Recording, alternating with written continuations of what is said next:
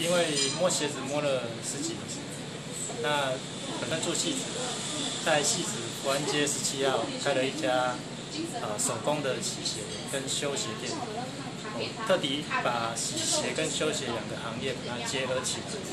那要求的是手工，然后洗鞋的洗剂是美国进口的环保洗洁精。那